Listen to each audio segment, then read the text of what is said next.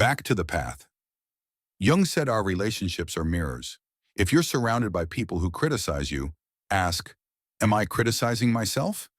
If you feel you give too much and get nothing back, am I giving myself the value I deserve? This isn't your fault. It's a pattern Jung called archetypes. Archetypes are like universal molds in the collective unconscious, ideas we all share, like the caregiver or the hero. Sometimes you get trapped in the caregiver archetype, sacrificing yourself for everyone. Healing is breaking that mold and putting your needs first. Think of Sophia, a 28-year-old teacher in Medellin. She was always there for her friends, but they never returned the favor. She felt used. When she realized she was projecting her need for approval, an echo of her childhood with a distant mother, she started setting boundaries. She said no for the first time in years. And surprise, her friends didn't leave. The ones worth keeping stayed and respected her more.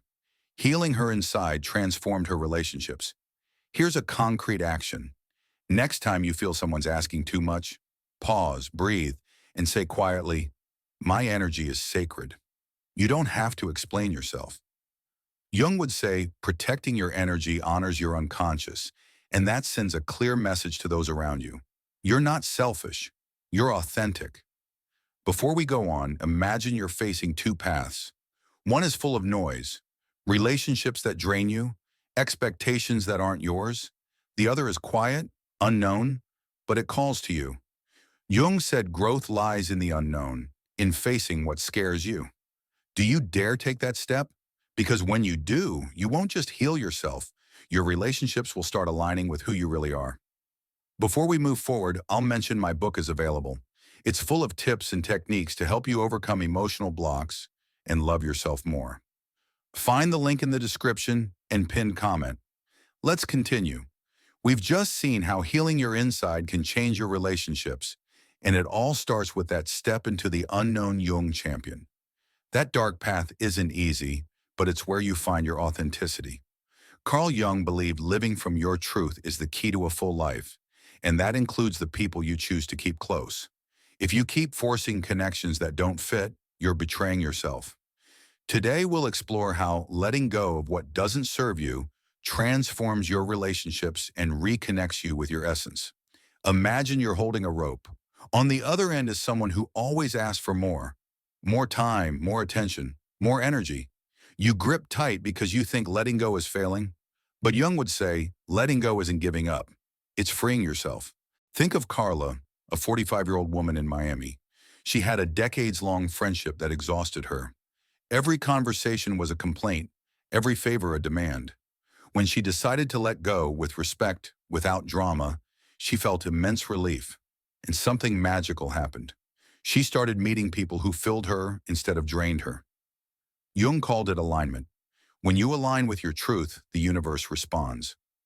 Let's talk romantic relationships, because that's where it hurts most sometimes. Have you been with someone who makes you doubt yourself? Maybe he says he loves you, but his actions confuse you, or she promises to change, but you're stuck in the same cycle. Jung said these connections are messages from your unconscious. If something doesn't flow, it's not your imagination. It's your soul saying, this isn't for you. Healing means listening to that voice and acting, even if it hurts. Think of Javier, a 37-year-old man in Guadalajara. His girlfriend cheated twice, but he stayed, thinking love was sacrifice, until he read Jung and realized he was trapped in his shadow, the fear of being alone. When he faced that fear and ended the relationship, he didn't just reclaim his peace. Months later, he met someone who truly valued him. Healing his inside cleared the path for real love. Here's a pause to reflect. Ask yourself, what relationship in my life weighs me down more than it lifts me? Don't answer out loud, just feel it. Jung said the unconscious speaks in those quiet moments. And if this message is moving you, leave a comment below with, I'm letting go. I'd love to read you and know how you're applying this. Share this video with someone who needs to release something toxic. It could change their life. Back to the shadow because it's key to healing relationships. The shadow isn't just your fears. It's the parts of you you repress to fit in. Imagine you love painting, but your partner says it's a waste of time, or you dream of traveling, but your friends call you irresponsible. If you hide those desires to be accepted, you're betraying your authenticity. Jung said living like that is like dimming your inner light, and when your light dims, you attract relationships that keep you in the dark. Let's talk a realistic example. Laura, a 30-year-old accountant in Cali, always wanted to write a book, but her family said it doesn't pay the bills. She adapted, silenced her dreams, and ended up in a relationship where her boyfriend didn't support her either. When she started healing, listening to her unconscious and writing in secret, something changed. She stopped needing outside approval, ended that relationship, and today she's publishing her first novel. Healing her shadow didn't just free her, it attracted people who celebrate her light. Here's a practical action. Write 3 things you love about yourself, but hide for fear of what others will say. Maybe your loud laugh, your passion for music, or that wild idea to start a business. Jung would say honoring those parts is integrating your shadow. And when you do, you'll see your relationships shift. People who can't handle your shine will leave on their own, and those who stay will love you for who you are. Now imagine you're at a crossroads. Stick with that draining relationship because it's what's expected, or let go and trust something better will come. Jung said true love, for yourself and others, starts when you dare to choose yourself. But it's not easy. Letting go hurts. There are tears, doubts, nights you wonder if you did the right thing. But then comes peace, and with peace come relationships that don't ask you to break to fit in. Let's pause again. If you're feeling that knot in your stomach because you know there's something to let go of, breathe deep. Say quietly, I deserve relationships that lift me up. This isn't selfishness, it's self-love.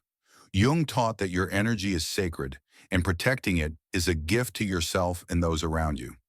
If this is helping you, subscribe and hit the bell. Every week we bring messages like this to keep you growing. Let's keep going. Jung also talked about individuation, a term that sounds complicated but is simple. It's the process of becoming who you really are. Not the version your mom wants, not the one your partner expects, but you in your pure essence. And this impacts your relationships. When you individuate, you stop seeking validation outside. Think of Rosa, a 50-year-old woman in Houston. She spent years being the perfect wife until one day she looked in the mirror and didn't recognize herself. She started therapy, read Jung, and little by little let go of others' expectations. Her marriage didn't survive, but she did. Today she has friends who inspire her and a life that reflects her. Here's another tool. Make a list of expectations you carry. I must always be strong. I can't fail. Cross them out one by one and say, I'm enough as I am. Jung would say this heals your unconscious, and when you do, your relationships stop being battlefields and become spaces for growth. Before closing this part, think about this. Every time you choose to heal, you don't just change your relationships, you change the world around you. Jung believed in synchronicity, those moments when everything seems to fit. You meet the right person just when you're ready, or an opportunity comes when you let go of fear. Healing puts you in tune with the universe, and that's pure magic. We've talked about how healing your shadow and letting go of what doesn't serve you aligns your relationships with your truth. And now we're at the heart of Jung's ideas, synchronicity. Carl Jung said when you live from your authenticity, the universe responds. It's not a coincidence. It's your unconscious and the outer world dancing together. In this final part, we'll see how this process not only improves your relationships, but leads you to a full life with practical examples and tools you can apply today. Imagine you decide to heal, face your fears, let go of that heavy relationship, and suddenly you meet someone who gets you without explanations, or land that job you always dreamed of just when you dare to be you. That's synchronicity. Jung described it as events that seem like coincidence, but hold deep meaning. Think of Daniela, a 27-year-old designer in Monterey. After years in a toxic relationship, she decided to heal her self-esteem. Weeks later, without looking, she met a colleague who inspired her to start her own business.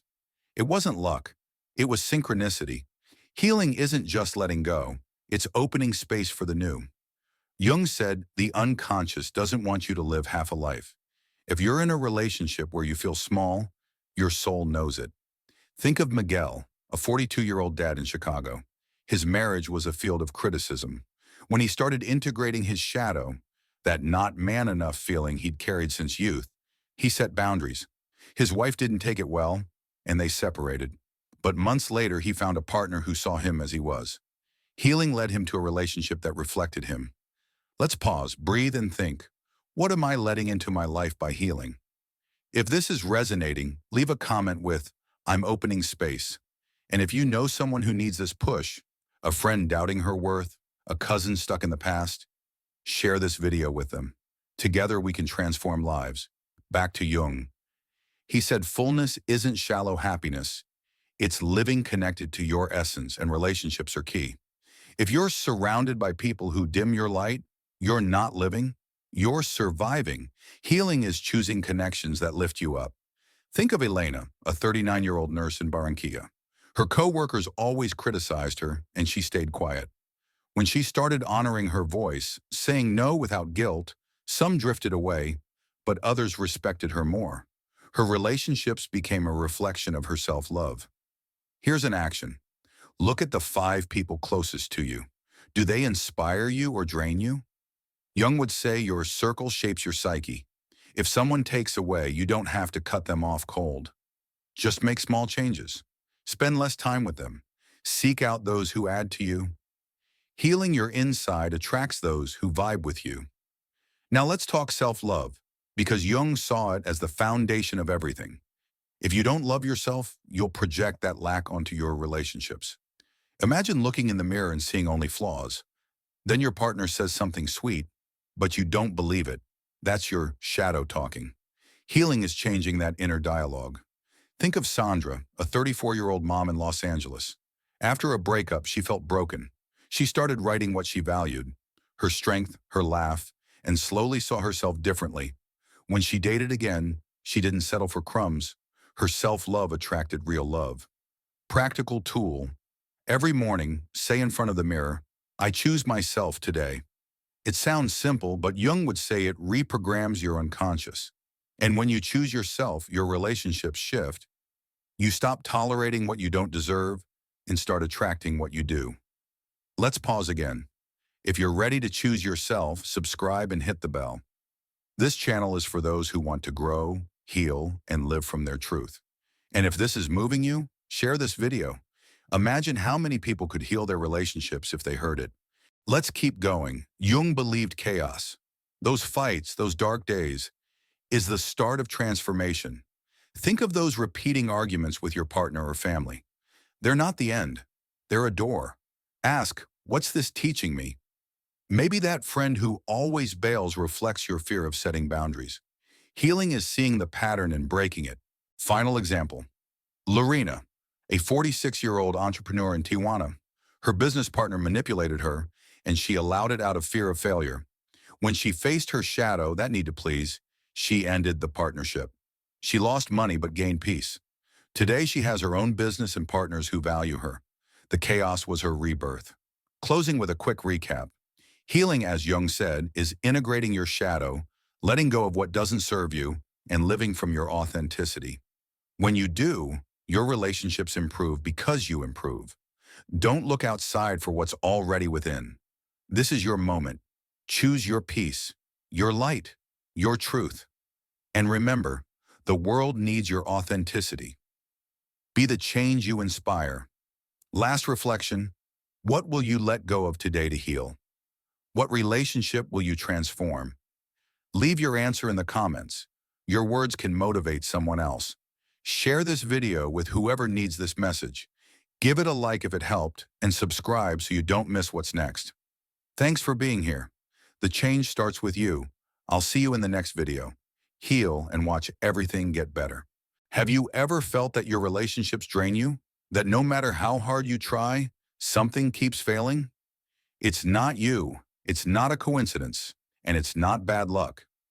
Carl Jung, one of the most brilliant psychologists in history, discovered something that can change everything.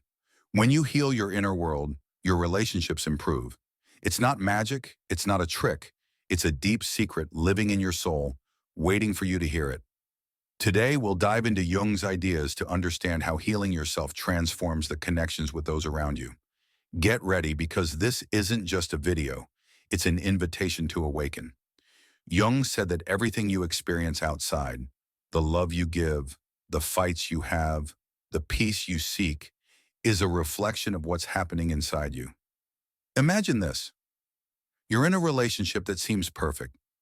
He or she says the right words, but something doesn't fit. You feel an emptiness, a pang you can't explain. Or maybe you're the one giving everything in a friendship, but you end up exhausted, wondering why you're always the one carrying the weight. Jung called it projection. We see in others what we haven't yet faced in ourselves. That discomfort isn't a punishment. It's your unconscious screaming for you to look within. The unconscious, according to Jung, is like a deep ocean inside you. It doesn't speak with words, but with symbols, emotions, dreams. Has it ever happened to you that you dream of someone who hurt you and wake up restless? Or you feel a hunch before making a decision, but ignore it because it's not logical? That's your unconscious talking. Jung said ignoring it disconnects you from your essence. And when you're disconnected, your relationships suffer. Think of Maria, a 32-year-old woman in Bogota. She'd been with her boyfriend for 3 years, but every argument left her feeling not enough. It wasn't him. It was her projecting insecurities she never stopped to heal. Let's pause here. Take a deep breath and think. Is there a relationship in your life that makes you feel this way? Don't judge yourself. Just notice. This is what Jung wanted you to hear, those signals. He discovered that within each of us is a part he called the shadow. The shadow isn't something bad. It's everything you hide because you don't want to see it. Your fears, your doubts, that anger you hold when someone lets you down. If you don't face it, it seeps into your relationships. Imagine Luis, a 40-year-old man in Los Angeles. He always fought with his boss because he reminded him of his authoritarian father. It wasn't the boss, it was Luis's shadow projecting. Here's a truth that might sting. If your relationships are broken, it's not just because of others. Jung insisted that outer chaos reflects inner chaos. But there's hope. Healing your shadow doesn't just free you. It changes how people see you and treat you. How do you start? First, recognize those uncomfortable emotions. If you feel jealous when your partner talks to someone else, don't bury it. Ask yourself, what fear of mine is speaking? Maybe it's insecurity. Maybe it's a past abandonment. Jung said integrating the shadow is looking it in the eye and accepting it, not fighting it.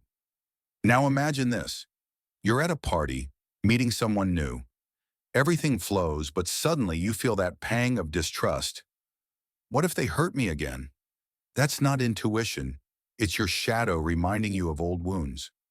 Jung taught that healing those wounds gives you clarity to choose relationships that lift you up. Think of Ana, a 35-year-old mom in Mexico City. After a painful divorce, she avoided dating. But when she started working on her shadow, the fear of rejection she'd carried since childhood, something shifted. She stopped attracting men who made her feel small and found someone who truly respected her. Let's talk about something practical. Today, grab a notebook and write, what do I feel when I'm with that person who drains me? Don't analyze, just write the first thing that comes. Jung said this simple act of reflection connects your conscious mind with your unconscious. It's like building a bridge between what you think and what you feel. And when that bridge is solid, your relationships start to heal because you're healing. Let's stop for a second. If this is resonating, do me a favor. Leave a comment below saying, I'm listening to my shadow. I'd love to know how this is hitting you. And if you know someone who needs to hear this, a friend stuck in a toxic relationship, a brother who doesn't know why everything goes wrong, share this video with them. Together we can help more people heal.